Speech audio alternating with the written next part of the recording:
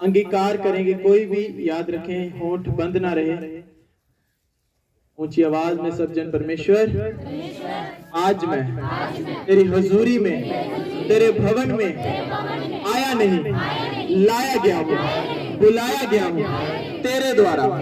तू चाहता है आज मुझे छुड़ाना, चंगाई देना, आशीष देना और सबसे उत्तम अपने साथ मेरा मेल मिलाप तू चाहता है। परमेश्वर, मैं विश्वास करता हूँ जो वचन, जो बातें आज मैं सुनूं वो मेरे जीवन की, मेरे शरीर की, मेरे परिवार की उन्नति का कारण ठहरे। परमेश्वर, जो वचन मैं सुनूं 100 गुना फलों को लाऊं।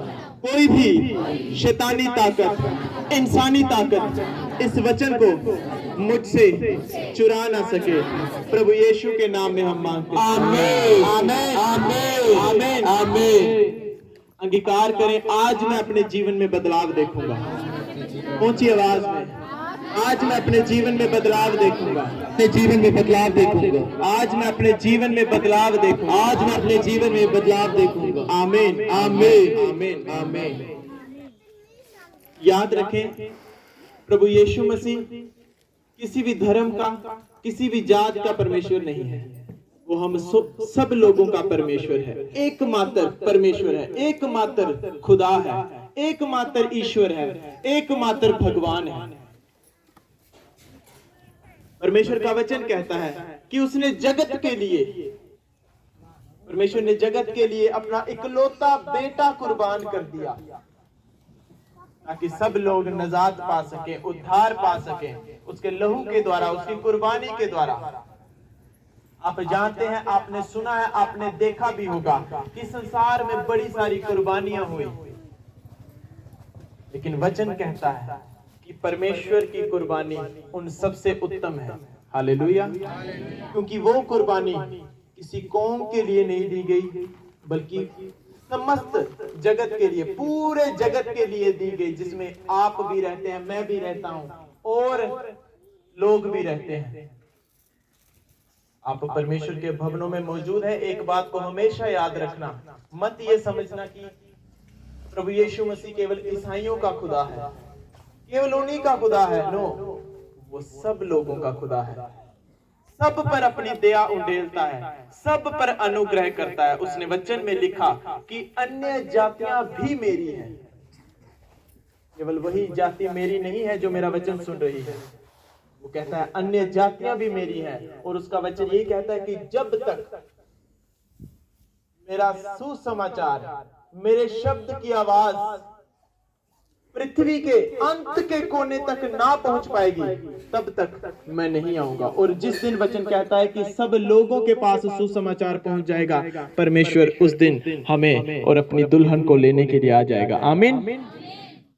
याद रखें, प्रभु यीशु मसीह हम सबको ताकतवर बनाने की ताकत रखता है। वो ऐसा नहीं है कि कोई शरीर में बड़ा तंदुरुस्त है या अपने संसार के ज्ञान में बड़ा लायक है तो परमेश्वर उसे ही चुनेगा। नो, वचन के साथ आपको प्रेम करना है, फिर आप जान पाएंगे कि उसने कहा है कि मैंने जगत के तुच्छों को चुन लिया, मूर्खों को चुन लिया, जो कुछ थे भी नहीं उनको चुन लिया, ताकि उन लोगों को शर्मिंदा करूं जो अपने आप में कुछ बने हुए हैं, कुछ अपने आप को समझते हैं।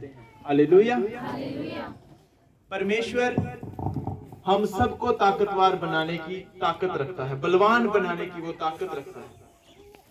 आप जानते हैं, जब परमेश्वर ने किसी भी व्यक्ति को, जब प्रभु यीशु मसीह ने किसी भी इंसान को, किसी भी औरत को, किसी भी बच्चे को, किसी भी भाई को आजाद करना है, तो वो कैसे करता है? क्या आप बता सकते हैं कि परमेश्वर आजाद कैसे करता है? अगर वो किसी दुष्ट आत्मा से जकड़ी हुई बहन को आजाद करना चाहता है तो वो कैसे करेगा? किसी गरीबी में फंसे हुए मनुष्य को अगर वो वहां से निकालना चाहता है तो कैसे निकालेगा? किसी बीमार को अगर परमेश्वर चंगा करना चाहता है तो वो कैसा करेगा? हमें इस चीज की नॉलेज नहीं है, जिस कारण हम उसी मुसीबत में फंसे हुए हैं। अगर आपको मालूम हो कि अगर कोई कुएं में गिर गया है तो उसको अगर रस्सी फेंक दी जाए तो वो उसको पकड़कर बाहर आ सकता है, तो आप क्या करेंगे? रस्सी को फेंकेंगे, उसे बाहर निकालेंगे। लेकिन खासकर उन लोगों के लिए ये वचन है जो मसीह में रहकर भी अपनी चंगाई से, छुटकारे से, बरकत से, आशीष से दूर हैं। अगर परमेश्वर उनकी परीक्षा नहीं ले रहा है, तो अगर परमेश्वर चाहता है उन्हें छुड़ाना, वो फिर भी बीच में फंसे हुए हैं। क्यों? ज्ञान नहीं है। किसका?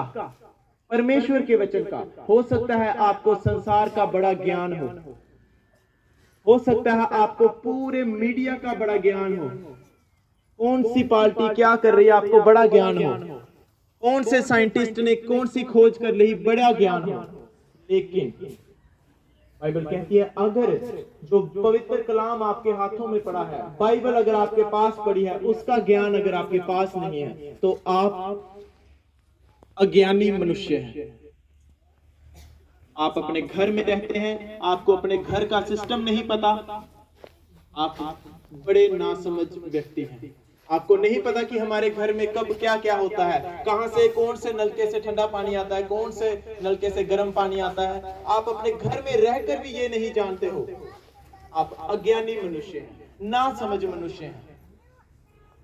उसी प्रकार आपके पास परमेश्वर का कलाम तो है, बाइबल तो आपने बड़ी सजाई हुई है, उसके ऊपर अपना नाम लिखा है और बड़ी सारी चीजें लिखी हैं, लेकिन उसे कभी पढ़ा नहीं, उसमें कभी देखा नहीं कि मैं इस मुसीबत में क्यों फंसा हूं। सिर्फ आप लोग समझते हैं कि बाइबल हाथ में पकड़ ली, फोटो खिंचवा लिया, आप एक मसीही बन गए। नो, आप सच्चे मसीही तब है जब उस कलाम के बीच लिखे एक एक शब्द को आप पढ़ रहे हैं और मान रहे हैं और उस पर चल रहे हैं। आमीन। तो ये वहम निकाल दे। अब अगर आपके पास 4-5 बाइबलें हैं, आप मसीही बन गए। नो, आपके पास चाहे एक ही बाइबल है, अगर आप उसे पूरे मन से, पूरे डर से रोज पढ़ रहे हैं, उस पर चलने की कोशिश, मैं नहीं कहता कि आप चल रहे हैं, लेकिन आप चलने की अगर कोशिश भी कर रहे हैं तो आप अच्छे रास्तों पर हैं, आप अपने छुटकारे के नजदीक हैं। हो सकता है आने वाले दिनों में आप उसे पा जाएं। आमीन। तो मैंने आपको ये पूछा कि परमेश्वर ने जब एक बीमारी में पड़े हुए मनुष्य को चंगा करना है तो वो कैसे करेगा? छुटकारा अगर किसी को उसने देना है तो कैसे देगा? क्या वो खुद आएगा आपके घर में, आपको दरवाजा खोलेगा और आपके साथ बात करेगा और आपको कोई दवाई देके जाएगा? या आप दुष्ट आत्माओं से जकड़े हुए, जब वो आएगा आपको झिझोड़ेगा और आप आजाद हो जाएंगे? परमेश्वर जब भी किसी भी इंसान को आजाद करना चाहता है, चाहे वो बीमारी है, चाहे वो दुष्ट आत्माओं के अटैक है, चाहे वो कर्जे में डूब चुका है, या कोई और दुख उसके जीवन में आ पड़ा है, या वो किसी एक लेवल पे आके रुक गया है, नोट करें, जब भी परमेश्वर ने किसी भी मनुष्य को आजाद करना है तो वो अपने वचन के द्वारा उसे आजाद करेगा। आमीन। जब भी परमेश्वर ने किसी मनुष्य को आजाद करना है या आशीषित करना है या कोई बरकत देनी है, कोई अच्छी गवाही देनी है, तो वो कैसे देगा? अपने वचन के द्वारा। वो परमेश्वर का वचन आपके पास पहुंचेगा, किसी दास के जरिए, किसी विश्वासी के जरिए, या आप खुद पढ़ेंगे और वो वचन आपको आजाद करेगा। और फिर आप देखेंगे कि सच में परमेश्वर आजाद करता है जब वो उसका वचन हमें मिलता है। केवल वचन मिलना ही आजादी नहीं है, उस वचन को मानना भी है, ग्रहण करना है कि यस, मैं इस वचन को ग्रहण करता हूं। कैसे ग्रहण करना है? वचन कहता है कि प्रभु यीशु मसीह के कोड़े खाने से हम चंगे हो चुके हैं। जिसने ग्रहण कर लिया, मान लिया, हाँ मैं चंगा हो चुका हूं, बाइबल कहती है आजादी उसका हिस्सा बन जाती है। और जिसको बताया जा रहा है कि परमेश्वर ने तेरे लिए कोड़े खाए, तेरे लिए अपना लहू बहाया ताकि तू चंगा हो जाए, और वो आसानी से बैठा है, उस वचन को ग्रहण नहीं कर रहा, छुटकारा तब तक उसके जीवन में नहीं पहुंचेगा जब तक वो इस वचन को अपने दिल में, अपने रूह में समा ना लेगा। हालेलुया। तो कैसे परमेश्वर जब भी किसी व्यक्ति को आजाद करना चाहता है, कोई भी यहां बैठा है, चाहे अनपढ़ है चाहे पढ़ा लिखा हुआ है, मैं जानता हूं आप मेरी आवाज को सुन रहे हैं और समझ रहे हैं। इस बात को पल्ले बांध लो। जब भी परमेश्वर चाहता है आपको छुड़ाना, मैं ये भी कहता हूं, चंगा भी करना चाहता है, आजाद भी करना चाहता है, बरकत भी देना चाहता है, लेकिन वो कैसे दे रहा है? अपने वचन के जरिए, अपने दासों के जरिए वो आपको वचन सुना रहा है, अपने कलाम के जरिए आपको वचन की जो समझ वो दे रहा है। अगर आप उस वचन को ग्रहण नहीं कर रहे हैं तो आपके छुटकारे, चंगाइयां, बरकतें, आशीषें चाहकर भी परमेश्वर आपको नहीं दे सकता। सबसे अहम और उत्तम बात यही है कि अगर आप वचन के मानने वाले हो, उस पर चलने वाले हो, आपका छुटकारा औरों से जल्दी आपको मिलेगा। आमीन। आप देखेंगे बड़े सारे लोग चर्च में रेगुलर आ रहे हैं, लेकिन गवाही नहीं है। बीमारी से आजाद हो रहे हैं, दूसरी बीमारी है। एक दुख से आजाद हो रहे हैं, दूसरा आ रहा है। रोज प्रेयर भी करवा रहे हैं। कोई नया विश्वासी आ रहा हो और उस बंदे को देख रहा हो, ये तो हर रोज प्रेयर करवा रहा है, अंदर भी मिलने जा रहा है, लेकिन हर संडे किसी ना किसी दुख को लेकर आ रहा है। वो बाहरी रूप से, बाहरी तरह से देख रहा है, यहाँ से खड़ा होकर देख रहा है, उस बंदे की लाइफ नहीं देख रहा। और जब हम कई बार देखते हैं कि ये वाई क्यों हो रहा है, ये बंदा बार बार क्यों आ रहे हैं, एक कमी हमेशा जो मिलती है वो क्या है? आप अपने अपने जीवनों से बात करें। वो कमी ये है कि लोग प्रार्थना नहीं करते, वचन नहीं पढ़ते और उस वचन पर चलते नहीं, जिसके कारण दुष्ट आत्माओं के अटैक एक से छूटते हैं, दूसरी पकड़ लेती है। बीमारी एक छोड़ती है, दूसरी आ जाती है। दुख एक छूटता है, दूसरा तैयार। उन लोगों के जीवनों में ये होता है जो वचन पढ़ते नहीं, उसे मानते नहीं, प्रार्थनाओं में जीरो है। और जो लोग कोशिश भी कर रहे हैं, छुटकारे उनके जीवनों से होते जा रहे हैं। जैसे आज सुबह हम देख रहे थे कि दाल जब आप साफ कर रहे हैं तो पत्थर बाहर, ये होता है छुटकारा। आपका जीवन है, आप वचन पढ़ रहे हैं, प्रार्थना कर रहे हैं, उसकी बातों को मान रहे हैं जो कलाम में लिखा है, तो परमेश्वर फिर उन कमियों को पत्थर की तरह आपके जीवनों से बाहर फेंक रहा है। और कोई ताकत ऐसी नहीं है जो उसे उठाकर फिर से बाहर ले आए, अगर उसकी छंटनी लगातार चल रही है। छंटनी कैसे? आप वचन पढ़ रहे हैं, प्रार्थना कर रहे हैं, परमेश्वर की बातों को मान रहे हैं, उसकी आज्ञाओं को मान रहे हैं, छंटनी चल रही है। और एक समय आता है, कुछ समय बाद क्या होता है, वो दाल पूरी साफ, आपका जीवन पूरा साफ, फिर वो खाने लायक बन जाती है। वैसे ही आपका जीवन है, जब वो कमियां त्रुटियां जब निकलती हैं, आपका जीवन गवाही लायक बनता है। आप लोगों के लिए गवाही। मेरे आजाद हो रहा हूँ, छूट रहा हूँ इस वचन के जरिए। नोट करेंगे सब, नीति वचन 2 उसकी 1 से लेकर 7 आयत मैं पढ़ूंगा, आप सब सुनेंगे, ठीक है? क्योंकि ये वचन आज परमेश्वर ने खास हम सब के लिए दिया है, एक जन के लिए नहीं दिया है। अगर किसी ने सुना भी होगा तो उसकी आत्मा फिर से आज रिन्यू होगी, फिर से आज नई होगी इस वचन के जरिए। हालेलुया। अंगीकार करें, परमेश्वर मेरा छुटकारा, मेरी चंगाई इसी वचन के जरिए है। हालेलुया। याद रखें, जब भी परमेश्वर की बुद्धि हम में वास करती है, क्या है परमेश्वर की बुद्धि? मतलब जब भी परमेश्वर के वचन की समझ हमारे जीवन में होती है तो क्या होता है? ब्लेसिंग्स हमारे जीवन का हिस्सा होती है। आमीन। जब भी परमेश्वर का वचन अगर आप लोग पढ़ रहे हैं, उसे समझ रहे हैं, उसके अनुसार कार्य कर रहे हैं, छुटकारे पैदा होना शुरू होते हैं। आमीन। छुटकारे पैदा होना शुरू होते हैं जब परमेश्वर की बुद्धि हमारे जीवनों में वास करती है। आमीन। अगर हमारे जीवन में, अगर एक एक जन के जीवन में प्रभु के वचन का ज्ञान नहीं है तो वो जीवन नाश होने की कगार पर है। शैतान उसे इस्तेमाल कर रहा है नाश होने के लिए। फिर अगर परमेश्वर के वचन की समझ आपको नहीं है तो आप नाश हो सकते हैं। शैतान आपको चाहेगा नाश करने के लिए अगर परमेश्वर के वचन की समझ आपके जीवन में नहीं है। हालेलुया। नीति वचन 2 उसकी 1 से लेकर 8 आयत तक मैं पढ़ूंगा, सब जन ध्यान से सुनेंगे। जितने भी आप मूवमेंट्स कर रहे हैं, जो भी आप इधर उधर देख रहे हैं, अब वचन की ओर ध्यान लगाया जाए, क्योंकि छुटकारा वचन के जरिए है। मैंने इसीलिए आपको पहले आपका बेस तैयार किया कि जब भी परमेश्वर ने आपको आजादी देनी है, चंगाई देनी है, किसी मुसीबत से बाहर निकालना है, तो वो अपना वचन भेजेगा, अपने दासों के जरिए, अपने कलाम के जरिए, अपने विश्वासियों के जरिए वो उस व्यक्ति के पास वचन भेजेगा और उसको छुड़ाएगा, चंगा करेगा, आजाद करेगा। केवल वचन। अगर वचन की आप कदर नहीं कर रहे हैं और ये आस लगाए बैठे हैं कि किसी मनुष्य के द्वारा मैं छूट जाऊंगा, किसी प्राणी के द्वारा मैं बच जाऊंगा, आप गलत फहमी में हैं। इस चर्च का मेन मकसद यही है कि जो लोग परमेश्वर के वचन के साथ, उसके भवन के साथ जुड़े हुए हैं, इस कलाम के साथ उनका रिश्ता मजबूत हो, परमेश्वर के साथ उनका रिश्ता मजबूत हो।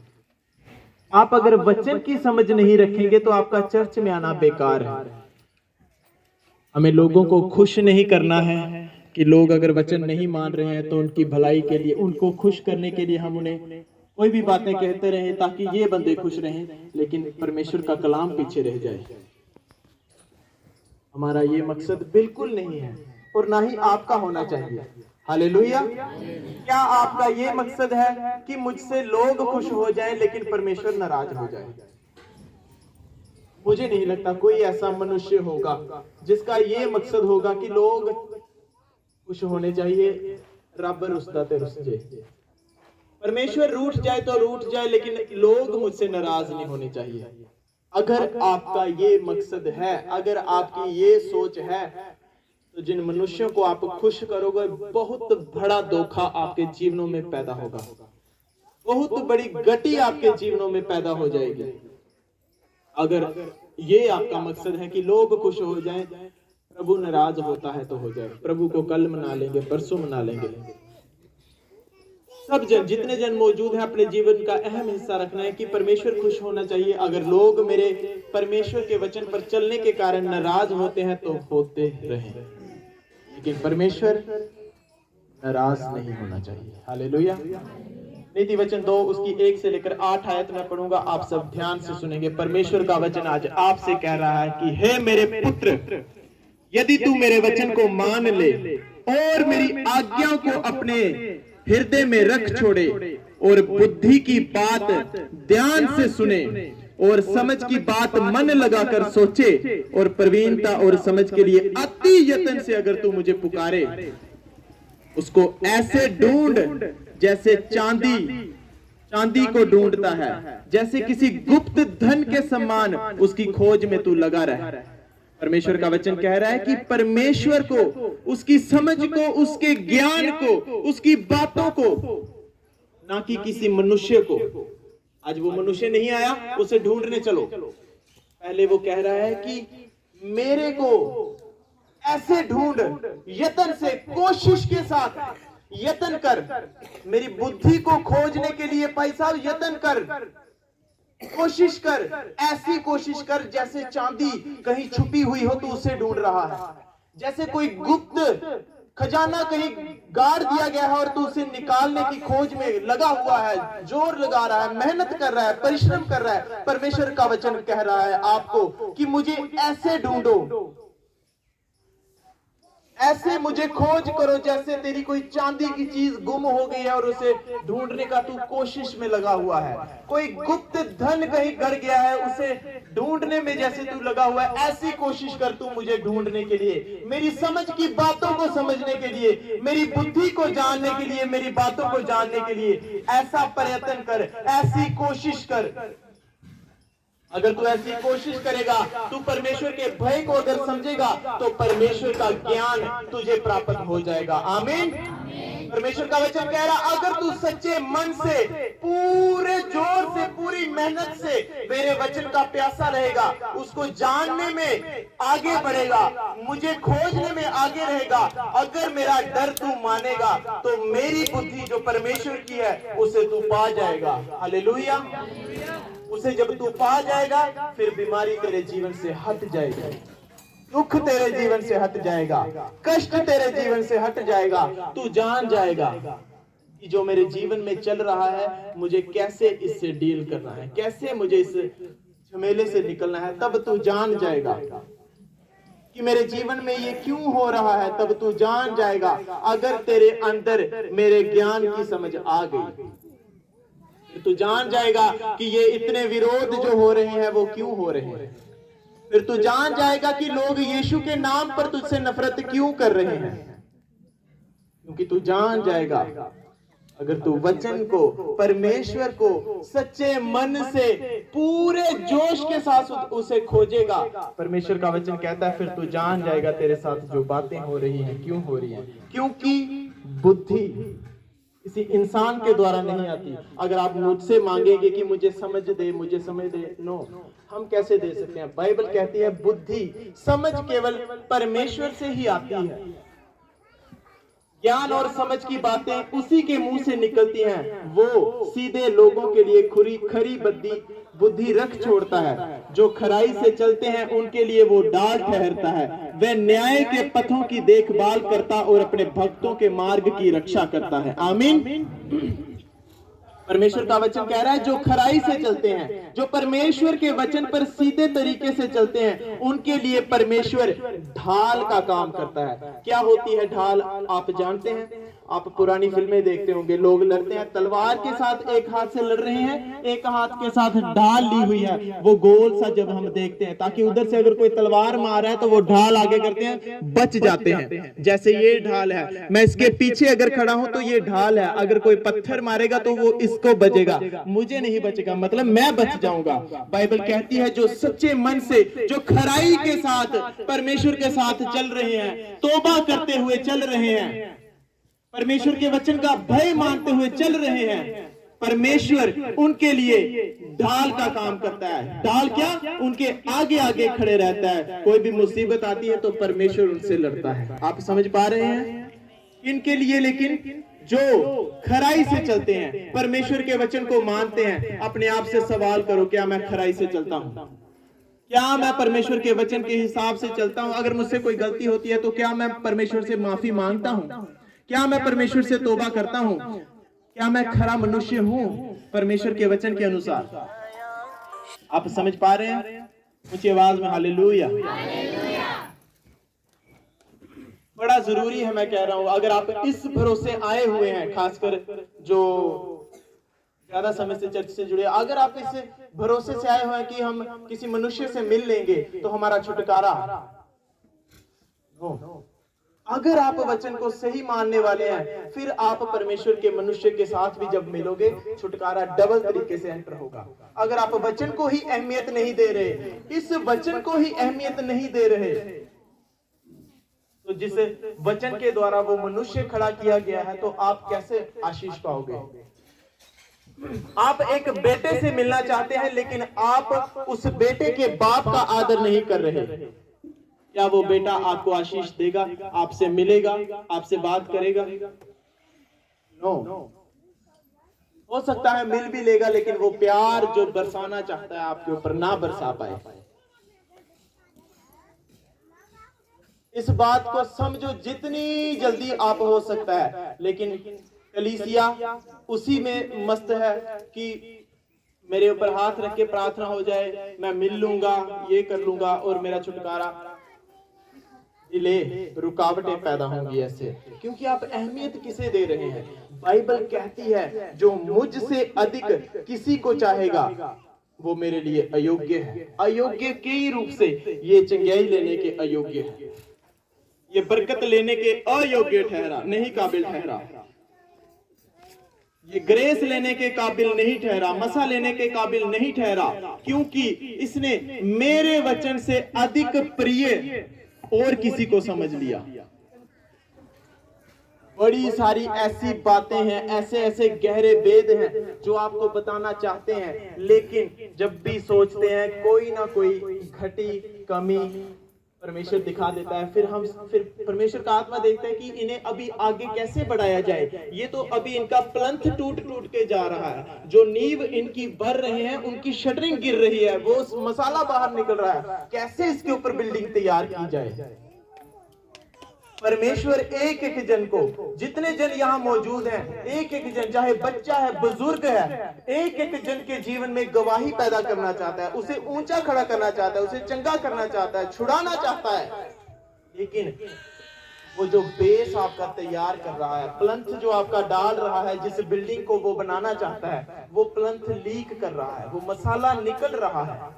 मतलब जो वचन की खुराक उस सांचे में डाली जा रही है वो निकल रही है, कमजोर हो रही है। आपका बेस मजबूत नहीं तो कैसे बिल्डिंग तैयार होगी, उसके ऊपर चनाई कैसे शुरू कर दें। जो कोई करेगा वो फिर बिल्डिंग समेत नीचे गिर जाएगा। हालेलुया। परमेश्वर का वचन यहाँ क्या कह रहा है कि जो खराई से चलते हैं उनके लिए परमेश्वर ढाल ठहरता है। क्या आप खराई से चल रहे हैं? अपने आप को एक एक जन सोचो, पूरा परिवार अपने आप को मत लो, एक एक। जैसे मैं अपने आप को पूछता हूँ कि क्या मैं खराई से चल रहा हूँ? मेरे जीवन में परमेश्वर मुझे दिखा रहा है मेरी कमियां, मेरी घटियां, मेरी खूबियां।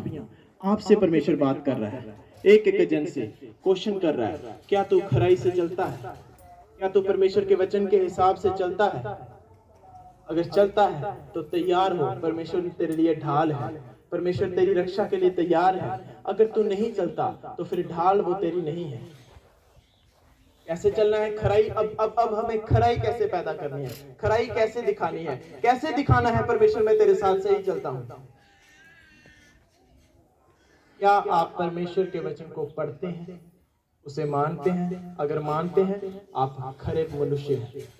क्या आप प्रार्थना करते हैं तो आप खरे मनुष्य हैं। क्या आप परमेश्वर की आज्ञाओं को मानते हैं? हाँ, मैं मानता हूं, फिर आप खरे मनुष्य हैं। क्या आप परमेश्वर के दास के साथ वफादार हैं? हाँ, मैं वफादार हूँ, इसका मतलब आप खरे मनुष्य हैं। क्या आप परमेश्वर के भवन के साथ वफादार हैं? हाँ, मैं वफादार हूँ, आप खरे मनुष्य हैं। ये है खरा मनुष्य, ऐसे आप पहचाने जाएंगे। क्या मैं परमेश्वर की आज्ञाओं को मानता हूँ? हाँ, मैं मानता हूँ, तो मैं खरा मनुष्य हूँ। फिर आप कह सकते हैं कि मैं खरा मनुष्य हूँ। ये सवाल जो मैंने आपसे किए, आप इसे नोट करें और उसके आगे हाँ ना लिखें। फिर आपको पता चलेगा मैं इस चीज में खरा हूँ, इस चीज में खरा नहीं हूँ। जिस चीज में आप खरे नहीं है उस चीज में खरा होना तैयार करें, शुरू करें। क्या मैं कोई संसारिक, जब त्योहार आ जाता है या संसार का कोई, पास्टर अंकुर नरूला जी कह रहे थे कि एक क्रिश्चियन की, एक असली मतलब जो नकली क्रिश्चियन होते हैं, जो नकली मसीही होते हैं, वो पता कब तक मसीही हैं? जब तक साल में उनका वो पसंदीदा मेला ना आ जाए, पसंदीदा त्योहार ना आ जाए, जो मसीह के वचन के हिसाब से नहीं है। और जब वो त्योहार, जब वो मेला आता है, फिर उनकी मसीहत पहचानी जाती है। वो उस मेले में, उस ऐसे संसारिक त्योहार में इतना डूबे हुए होते हैं, इतना रुझे हुए होते हैं कि मसीह का वचन कहीं कहीं भी नहीं नजर आता।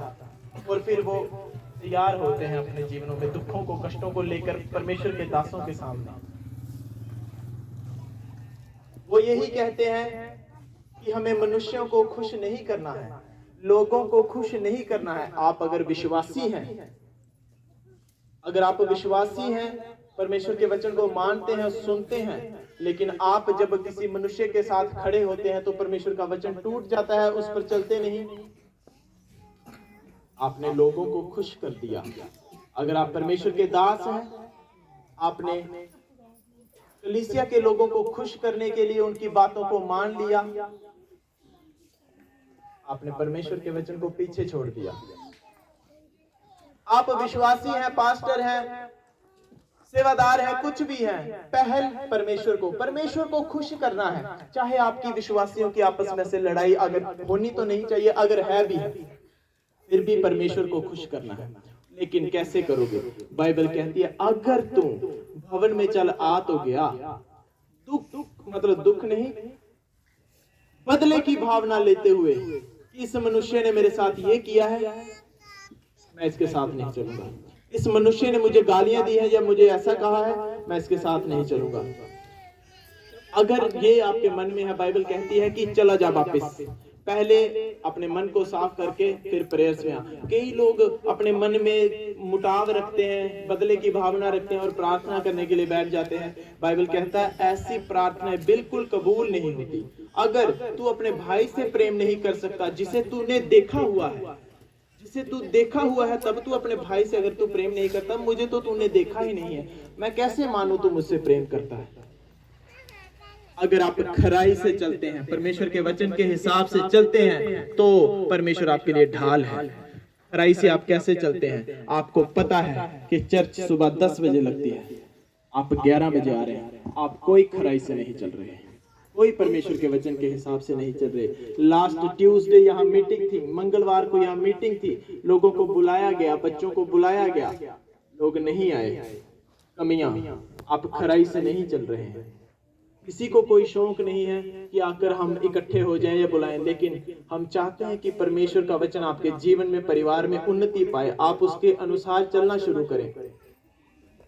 अगर आप ऐसी चीजों से पीछे हटते हैं, आप खराई से नहीं चल रहे। आपको भवन में सेवा दी गई और अपनी सेवाओं में आप वफादार नहीं हैं। चर्च 10 बजे लगती है, सेवादार 11 बजे आ रहे हैं, आप खराई से नहीं चल रहे। और मत किसी बहम में रहो, किसी भी भुलेखे में रहो। वचन कहता है, मैं नहीं कहता। कल को मैं अगर यहाँ से परमेश्वर के वचन से मैं वफादार ना रहूं या किसी घमंड में आ जाऊं और ये सोचूं कि अगर मैं इस भवन में नहीं रहूंगा तो ये भवन नहीं चलेगा, गलत सोच है ये मेरी। परमेश्वर का वचन कहता है कि अगर तू नहीं, तुझसे बेहतर मैं खड़ा करके दिखाऊंगा और तुझे शर्मिंदा करूंगा और तुझे दिखाऊंगा तूने क्या मिस कर दिया, क्या बरकत मिस कर दी। हालेलुया। मैं अपने पे लेके आ रहा हूं बात। कल को मैं अगर ये सोचूं कि इस भवन को मेरे अलावा कोई नहीं चला सकता, तो वो कहता है कि तुझसे बेहतर खड़े करके दिखाऊंगा। आप परमेश्वर के भवनों की सेवा में लगे हुए हैं, ईमानदारी से काम करो, वफादारी के साथ काम करो। अगर एक कारखाने में अगर आप काम नहीं कर रहे तो उस कारखाने को कोई नुकसान नहीं, कोई फायदा नहीं। अगर आप आ जाओगे तो आपको ही फायदा है, आपकी ही ब्लेसिंग बढ़ेगी, आपकी तनख्वाह वहां बनेगी, आपका ही वहां पर पीएफ वगैरह जो है लगना शुरू हो जाएगा, आपका ही इंश्योरेंस हो जाएगा जब आप उस कंपनी में आके काम करना शुरू करोगे। परमेश्वर का भवन भी ऐसा ही है। जब आप परमेश्वर के भवनों में सेवा के लिए जुड़े हुए हैं, उसके कामों के लिए जुड़े हुए हैं और ईमानदारी से जुड़े हुए हैं, वफादारी के साथ जुड़े हुए हैं, तो परमेश्वर तैयार है फिर छुड़ाने के लिए। आप खरे मनुष्य नहीं हैं अगर आप समय के अनुसार परमेश्वर के वचनों को नहीं मान रहे। आपको पता है चर्च 10 बजे लगती है, आप 11 बजे आ रहे हैं, कौन सी खराई? क्या परमेश्वर के वचन का आदर है? क्या परमेश्वर का डर है? बाइबल कहती है जो परमेश्वर का भय मानता है बुद्धि वास करती है। परमेश्वर का डर हम कैसे दिखाएंगे? जब उसके वचन के प्रति आदर दिखाएंगे, ऑनर दिखाएंगे। मुझे पता है 10 बजे मुझे बुलाया गया है, आपको नींद लगी है, बलिदान देना पड़ता है, कुछ त्याग देना पड़ते हैं। अगर परमेश्वर के कामों को करना है, उसकी आशीषों को लेना है, त्याग करना पड़ेंगे। संडे अगर कोई काम है उसे त्यागना पड़ेगा। अब आपकी संडे दिहाड़ी है, त्यागना पड़ेगा परमेश्वर के कामों के लिए। अगर चाहते हो परमेश्वर के बड़े हाथ को अपने जीवन में देखना, आप घर के सारे काम खत्म करके 11-12 बजे चर्च में आ रहे हैं। मैंने मंगलवार बताया परमेश्वर के द्वारा जो शब्द दिया गया कि अगर आप परमेश्वर के कामों के लिए समय के ऊपर अगर आप हैं तो आपकी गवाही भी आपको समय पर मिलेगी। आप चर्च टाइम पर हैं तो आपकी ब्लेसिंग भी आपको टाइम पर मिलेगी। आप नहीं समझ पाए इस बात को। अगर आप समयों के ऊपर परमेश्वर का जो जैसा भी परमेश्वर के दासों की परमेश्वर की आज्ञा है कि 10 बजे चर्च है, आप अगर 10 बजे चर्च में हैं तो आपकी ब्लेसिंग आपको समय पे मिलेगी। अगर आप समय के ऊपर आ रहे हैं, समय के ऊपर सारी कामों को कर रहे हैं, समय है बीज बोने का, आप समय के अनुसार बीज बो रहे हैं, आपकी गवाही जो आपको समय पर मिलनी चाहिए वो समय पर ही मिलेगी। समय पर कैसा? आज आपको 10,000 रुपए चाहिए, आज ही चाहिए, कल नहीं, परसों नहीं, चौथ नहीं, आज ही चाहिए। और अगर आज आपको वो आज ना मिले तो फिर आपका कोई नुकसान भारी हो जाएगा। सोचो, वो 10,000 अगर आपको 10 दिन बाद मिले, आपका तो नुकसान हो गया। वो गवाही जो आपको उस दिन मिलनी चाहिए थी, 10,000 उस दिन मिलना चाहिए था, 20 दिन बाद लेके क्या करोगे? जो नुकसान होना था वो तो हो गया। अगर समय पर आपको ब्लेसिंग मिले तो उस ब्लेसिंग का मजा भी है और आनंद भी है। समय पर जो आपको चीज चाहिए अगर समय पर मिल जाए तो उसका आनंद है, लेकिन वो मिलेगी कैसे? जब आप अपने आप को परमेश्वर के भवनों में, परमेश्वर के कामों के लिए समय पर रखेंगे, तब मिलेगी। आप सोचेंगे सिर्फ पास्टर से मिलना है, सिर्फ लास्ट में जाएंगे जब प्रेयर होगी। क्या आप समय पर हैं? चर्च का टाइम दिया गया, कल तो खुद परमेश्वर के दास ने वीडियो डालकर सबको इनवाइट किया कि इतने बजे सब पहुंच जाएं। कहां है आदर, कहां है ऑनर, कहां है परमेश्वर के वचन का डर? कैसे आप कह सकते हैं कि मैं खरा मनुष्य हूं, वचन के ऊपर चलने वाला? नहीं कह सकते। मैंने आपको बता दिए क्वेश्चंस क्या क्या है। इस वचन को जब हम YouTube पर डालेंगे, इसे फिर से सुनना और देखना, अपने आप को खराई के साथ मैच करना, क्या मैं खरा मनुष्य हूं या नहीं हूं।